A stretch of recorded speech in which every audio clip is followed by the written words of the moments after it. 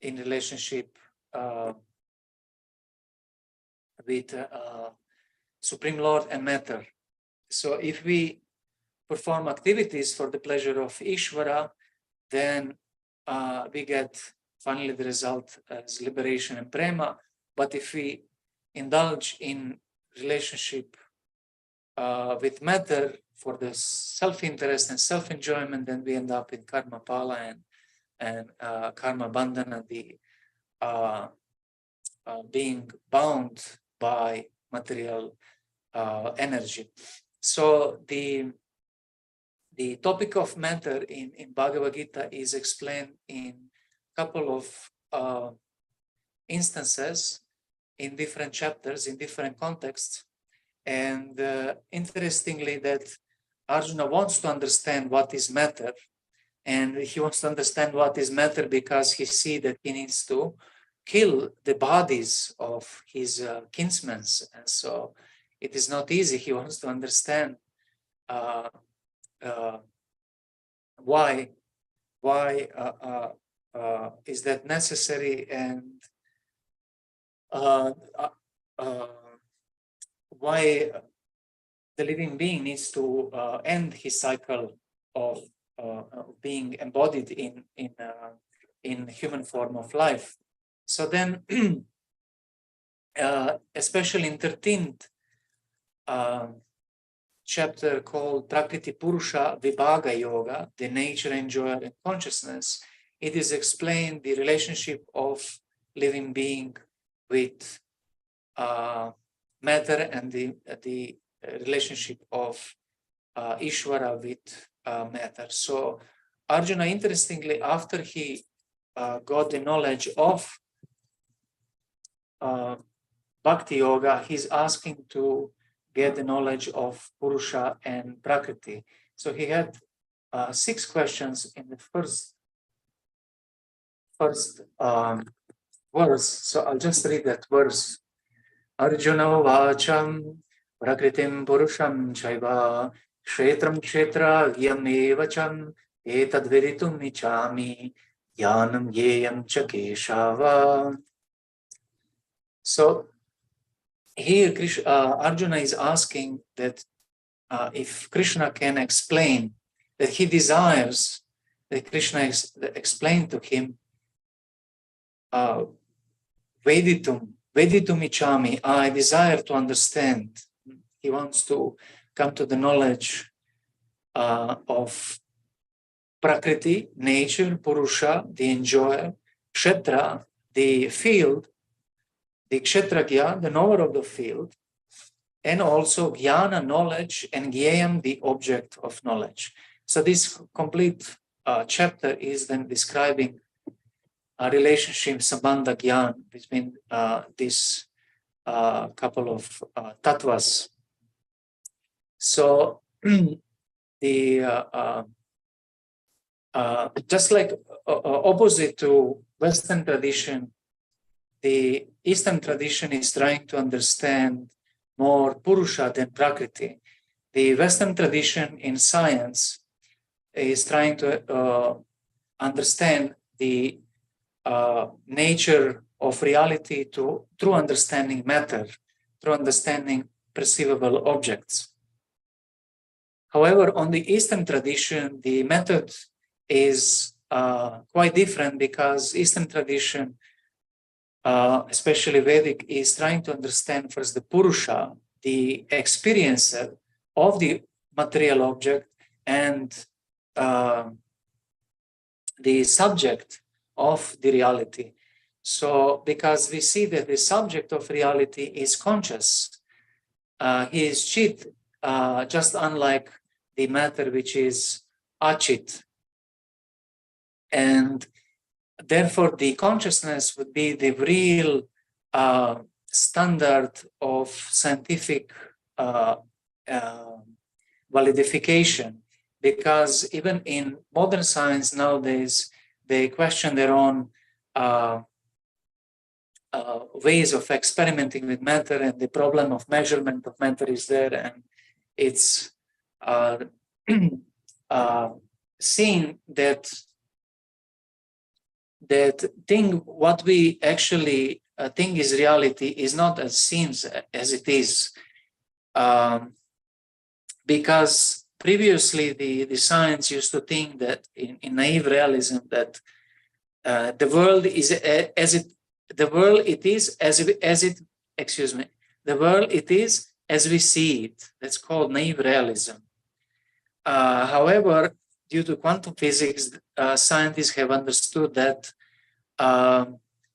that we only realize our own experiences of matter, that we actually never experience 5 gross elements, but that we experience actually our experiences, our perceptions, subjective experiences of those objects.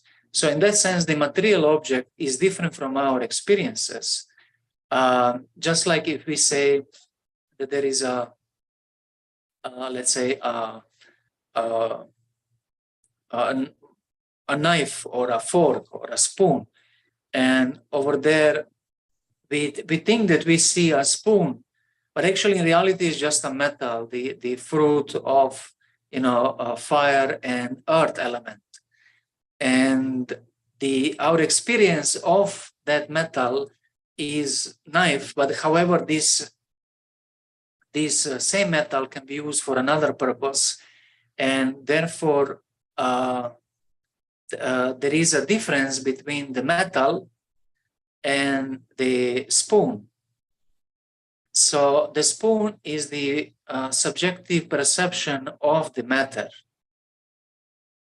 and it's our experience of the matter, it's applied meaning on the matter, and therefore the wise person will try to examine his own experiences. And we see that Vedic literature is definitely teaching us that we have imperfect senses, we have tendency to fall in illusion, we have tendency to cheat, and tendency to make mistakes. And therefore, we should not so naively think that our experiences are very realistic. Therefore, from ancient times, the Tattvadarshis, rishis, the seers of reality, have established different kinds of darshanas.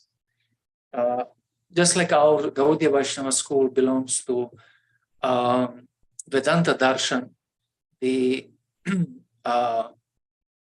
perception of ultimate knowledge of reality.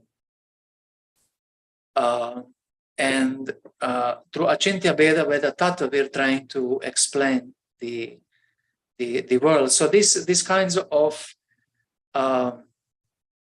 darshanas have help the seeker of the truth to distinguish himself from the world, from Prakriti, and through consciousness try to understand himself. And this is the thing which Krishna is suggesting Arjuna as well in Bhagavad Gita. So the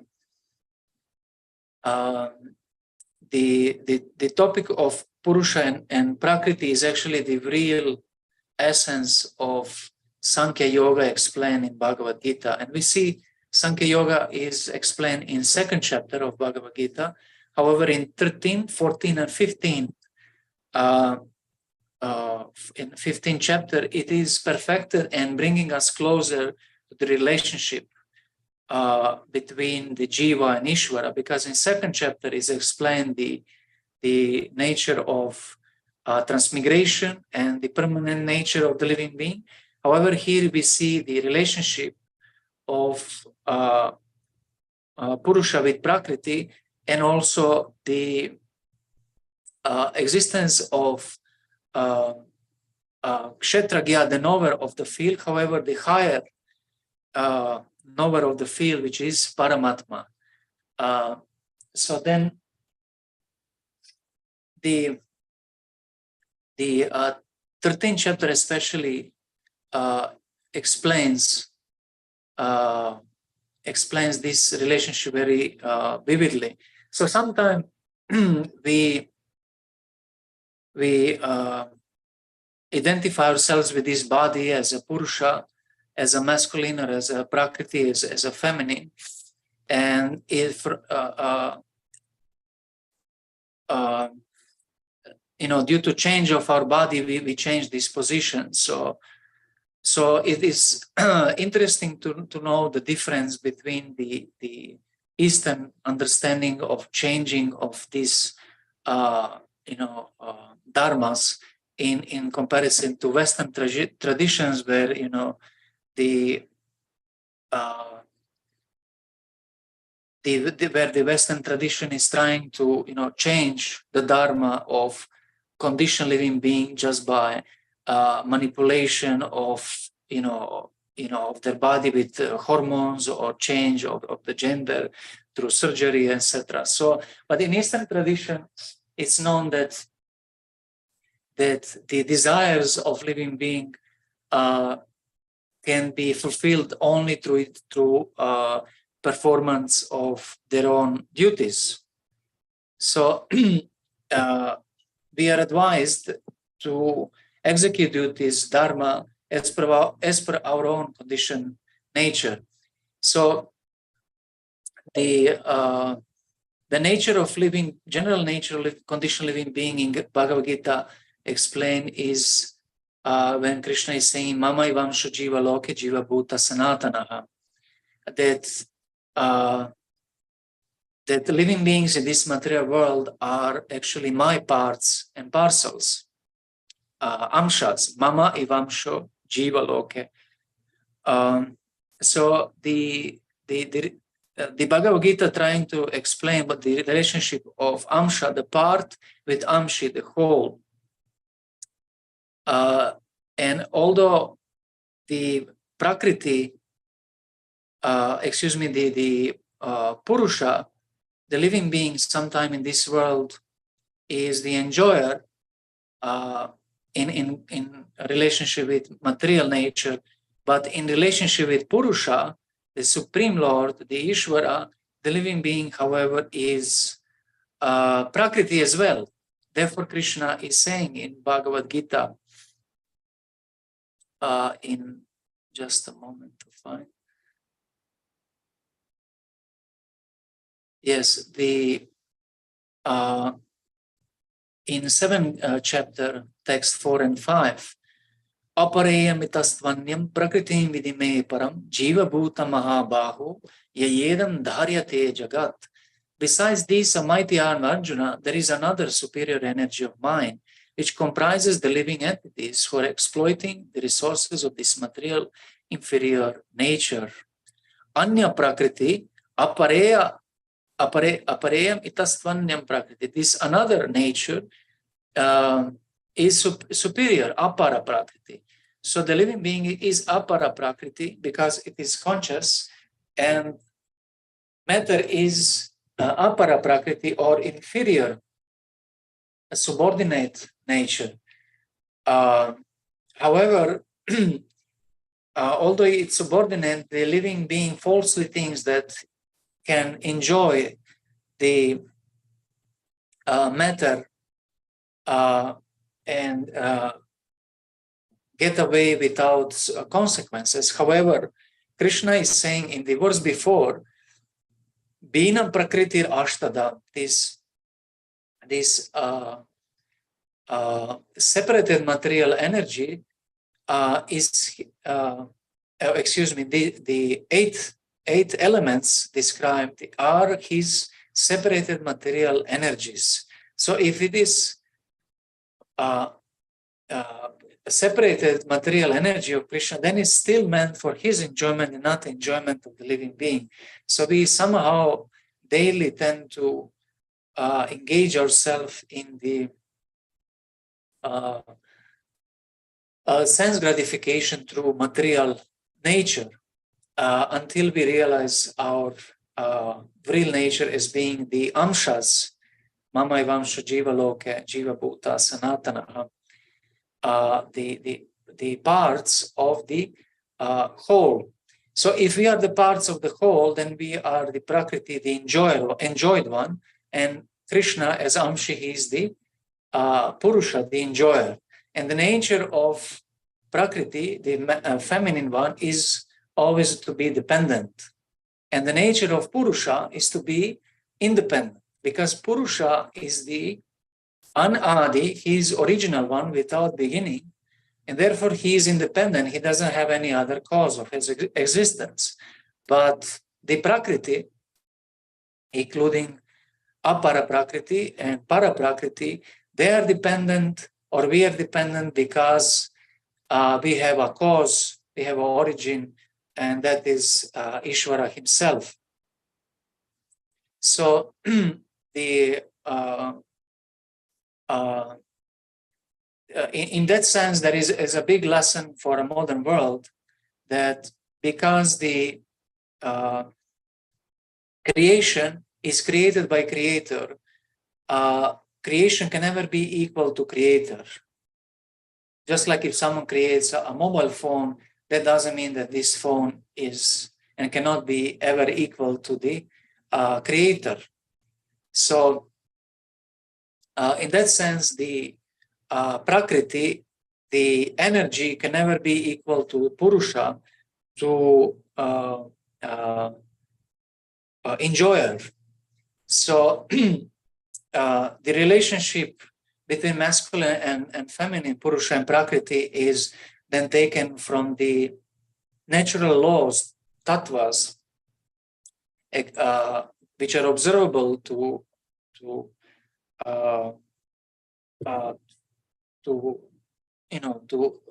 inquirer of absolute truth, and from that we can conclude our own position in relationship to Krishna, but also learn the relationship between the man and woman in material world. That creation is never same to creator, although the creator acting as a gentleman always gives the preference to the feminine. So the Purusha, being independent, then is naturally in masculine position, and the living being in feminine position then naturally needs to surrender to the masculine in order to overcome the material nature. Therefore, Krishna in Bhagavad Gita is saying, Daivi Hesha Gunamayi Mama Maya Duratyaya. Mama Maya Duratyaya. Just a moment. Mama eva ye prapadyante maya metam tarantite. This divine energy of mind, consisting of three modes of material nature, is difficult to overcome, but those who have surrendered unto me can easily cross beyond it. So the Krishna is saying over here that his divine energy, he's not saying just material energy, but Daivi, divine, because she is doing his service. She is in service of Krishna, and she is giving us Gunamaya, which is the three modes of material nature, but by which we are bound in this world, Sattva, Rajas, and Tamoguna. However, except the Guna Maya, there is another Maya in this world, which is called Jiva Maya, and it's coming from the bewildered consciousness of living being. And we can see that in the world, that after some time we are not so much inclined to enjoy just gross material objects and the different kinds of atmospheres of this world. But if we see that someone is happy in this world, then this Jiva Maya will bind us more. We will think, oh, something is still there. So then this Jiva Maya is more powerful than Guna Maya. So I'm saying this because many times we condemn material energy, that material energy is illusion, and that she's a witch, etc., etc. In some ways, all that is true, but however, in other ways, it's not true, because the Maya have neutral position towards our own karma. Krishna is saying in this 13th chapter that material energy is the source of the cause and effect, but however, the living being is the source of happiness and distress. So the material energy doesn't tell us what to do. Material energy is just providing us effects of our own activities and possibilities for our own activities. So she's trying to facilitate our own desires, and if someone desires to serve Krishna, then this same material energy is releasing the living being from the bond of being the enjoyer and controller of her own energies. And if we try to go against material energy, against matter, it is like going against Krishna's own energy, and finally she is the servant of Krishna, which is problematic, and we become kind of Mayavadis. We become escapists. We think that going out of matter is solution for our problems. However, if we see in Gaudiya Vaishnava tradition, the Lord Chaitanya, for example, is praying Mama Janmani Janmani Shore Bhavatat Bhaktira Haitu Kitvai. So he just wants to serve life after life.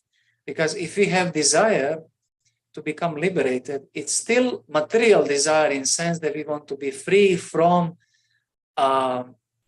sufferings of material world, and therefore this desire will prevent us from practicing pure devotional service, which is about to bring us to the realm of Goloka Vrindavan, where Krishna is enjoying his pastimes with his very close devotees.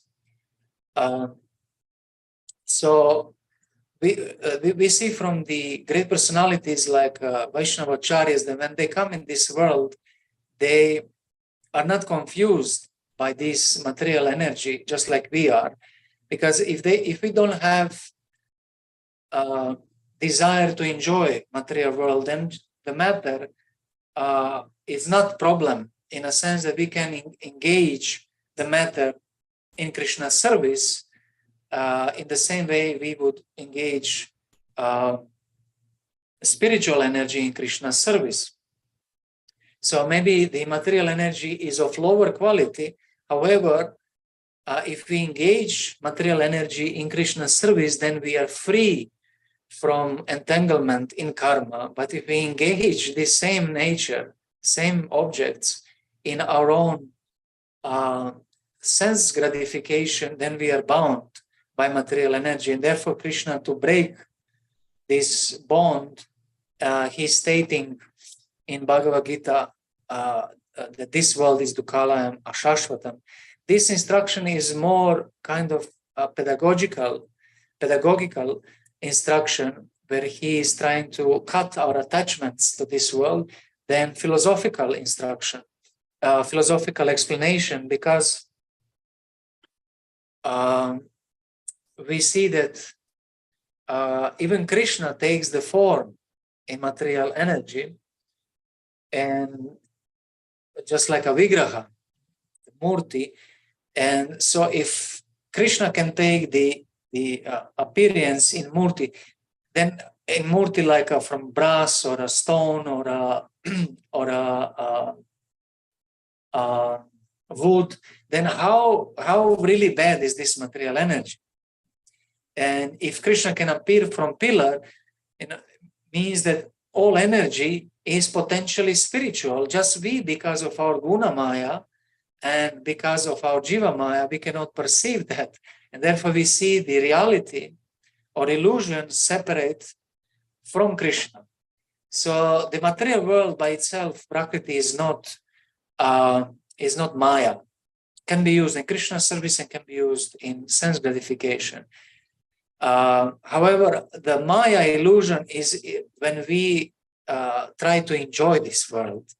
So the wrong perception of the world is real Maya. So therefore, the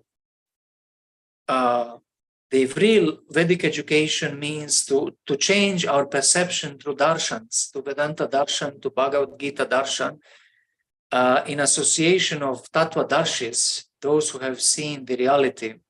So we cannot see the reality just by changing, the position, because we see that even demons have been in Krishna's pastimes, but they haven't seen reality. But we can change our perception and see the reality by changing our own vision and our own darshan of the world. And if we change that vision to purification of heart, then we will see Krishna in everything, and material energy will act as a medium with Krishna. So in 2 chapters in Bhagavad Gita, Krishna is saying actually that he's actually pervading the whole material energy, just like in 11th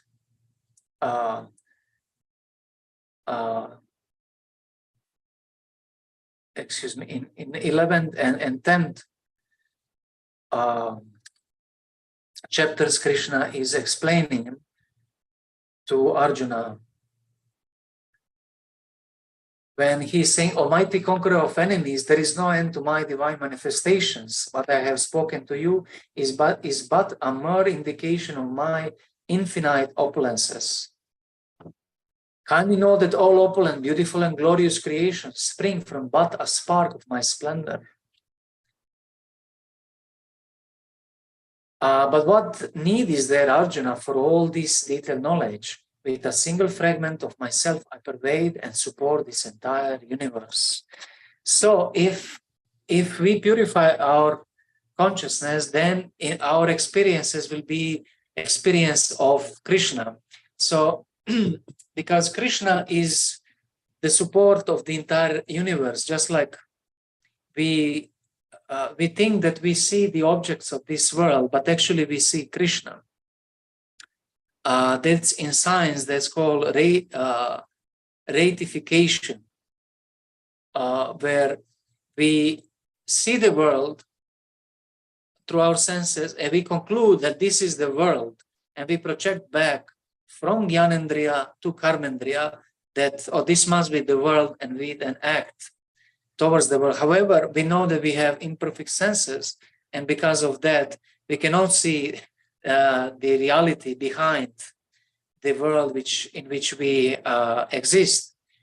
However, if we want to understand that reality, then the 13th chapter is recommending us a couple of techniques.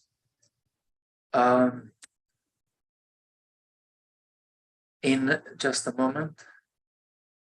Yeah, in text 25, Krishna is saying, some perceive the super soul within themselves through meditation, dhyana, others through the cultivation of knowledge, sankhya, and still others through working without fruitive desires. Dhyanen atmani pashyanti, kechid atmanam atmana, anye sankhena yogena, karma yogena chapare. Then Krishna is saying further, again, there are those who, although not conversant in spiritual knowledge, begin to worship the Supreme Person upon hearing about him from others because of their tendency to hear from authorities, they also transcend the path of birth and death. Anye tvevam ajanantaha shrutvanyevyā upasate tepi chatitarantyeva mrityum shruti parayanaham. So Krishna is advising to understand this knowledge either through dhyana, sankhya, and karma yoga in 24th verse. However, he's saying that there are people who are not conversant in spiritual knowledge. They don't have adhikar for that, but however, they like to hear. Shrutvanyevyā upasate. And these people, another anyas, they start to worship after hearing. And most of people nowadays are like this. People are not very much scientific, and people have a tendency to believe. They're saying Shruti Parayana. They're inclined to the process of hearing. So some people have capacity to understand the reality through their own adhikar from past lives. However, others that may not have such a adhikar, to say scientific adhikar and comprehension, but others, then they need to depend on authorities, those who are already established on the path of transcendence. And interestingly, in that context, Srila Prabhupada said that Krishna consciousness is not religion, it is science.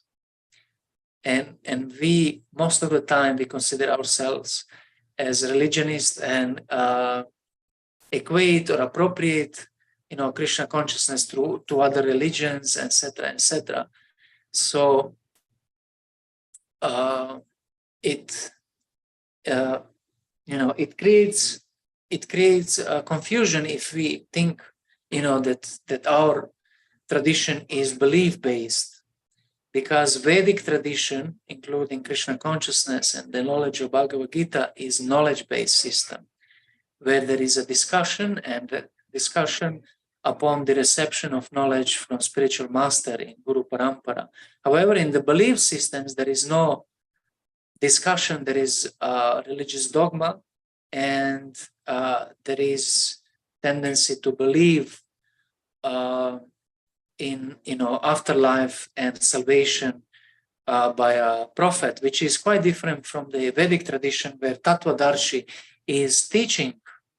When we hear that they are Shruti Parayanas, that doesn't mean that actually they believe. They hear, and through that they acquire capacity and get the ability to practice and realize what is the knowledge. And because Krishna is saying in Bhagavad Gita that only one who on the end of life thinks of him in particular bhava, in particular emotion, he will achieve him. So then it doesn't mean that you become liberated. You'll be saved just by mere adherence to some religious group or etc. No, person needs to develop his Vaidhi sadhana bhakti, Raganuga sadhana bhakti, by the mercy of spiritual master and sadhus, and then come to bhava bhakti level, where the beginning of his transcendental perception is there. So this transcendental perception, Daiva Pratyaksha, is what we are looking for, and this is not for ordinary living beings, Duratmas, in contrast to Mahatmas.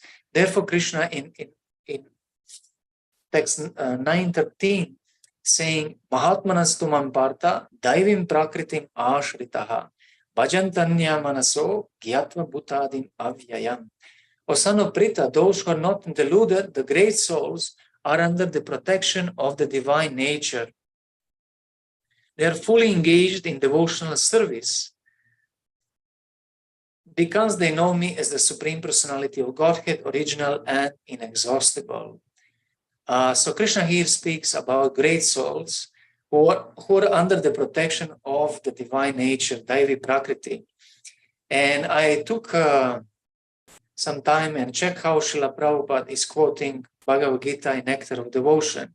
And Srila Prabhupada is saying here that Daivi Prakriti, Krishna is actually indicating here by Daivi Prakriti on Srimati Radharani, that she is that transcendental energy. So those who take the shelter of Srimati Radharani, who is original Bhakta, the highest Bhakta, then they will actually be engaged in Krishna's service, bhajant, ananya manaso, without any deviation of their mind. So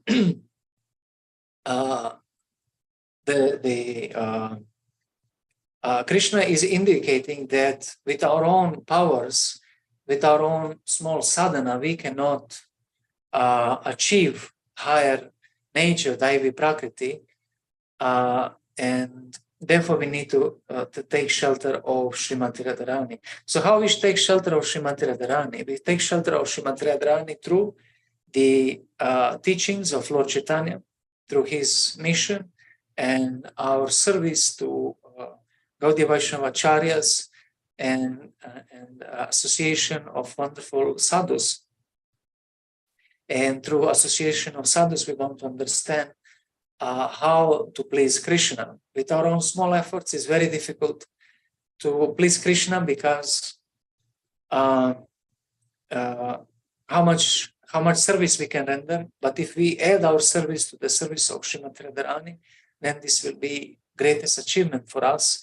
And through that perception, being empowered by Daivi Prakriti, we will be able to see Krishna as a Bhagavan, and also we'll be able to see him in material energy, and the whole world will transform from conditioning us to liberating us and having vision of Krishna with love.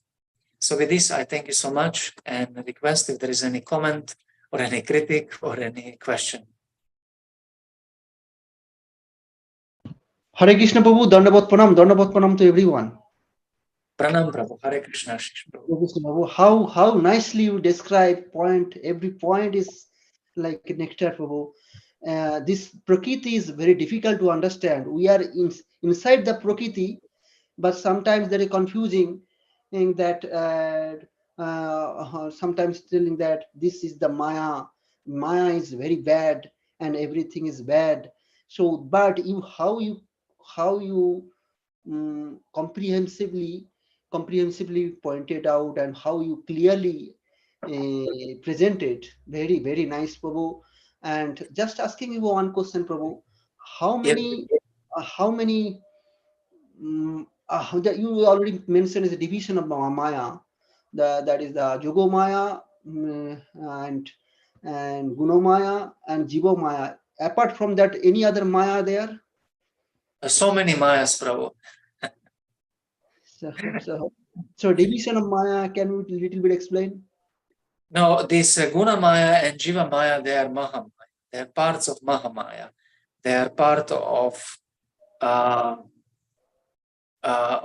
the material world. They are the perception separate from Krishna, where Durga Devi is influencing us to have this perception of gunas, and then we in our own lusty desire, see the world separate from Krishna. That is actually Guna Maya and Jiva Maya. However, when we have desire to please Krishna, then the same Mahamaya becomes Yoga Maya. The Subhadra in spiritual world becomes Bhadra over here.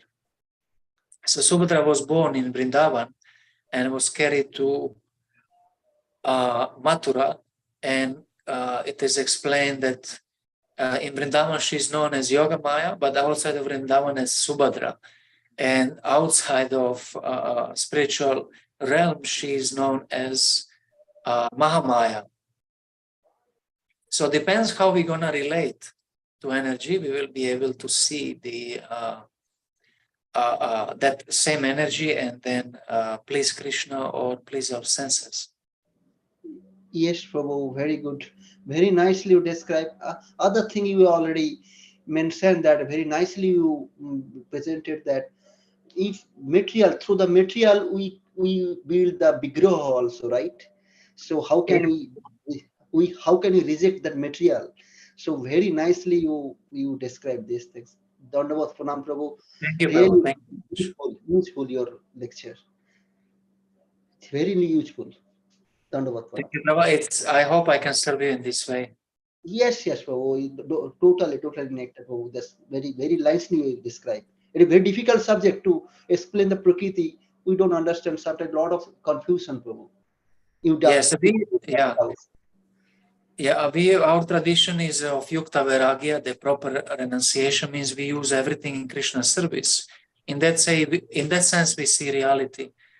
But if we just condemn material nature, we become Mayavadis, and it's very detrimental for bhakti. It's Rupa Goswami is saying that this creates hard heart, which is not suitable for bhakti. We need to know when to renounce, and that means we renounce our sense enjoyment, but we also need to know when to engage things for Krishna's pleasure. Sure, Prabhu. Dandavat Pranam. Pranam. Hari Bol.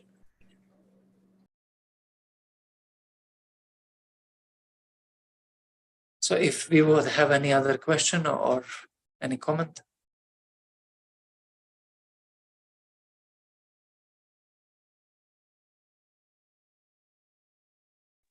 Thank you very much, Ajithananda Prabhu, for a wonderful class.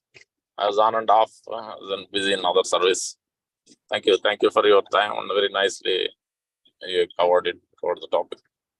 Thank you, Prabhu. It's pleasure. It's pleasure. We'll see you on Sunday morning, 8 to 9 class.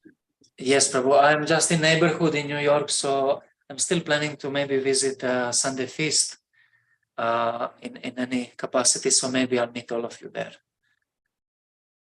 Yeah, I'll connect with you on that. Probably, yeah, we'll talk on that. Thank you. Thank you so much, Prabhu. Pranam. Hare Krishna. Srila Prabhupada ki jai. Nitai Jai. Hari Hari Bol.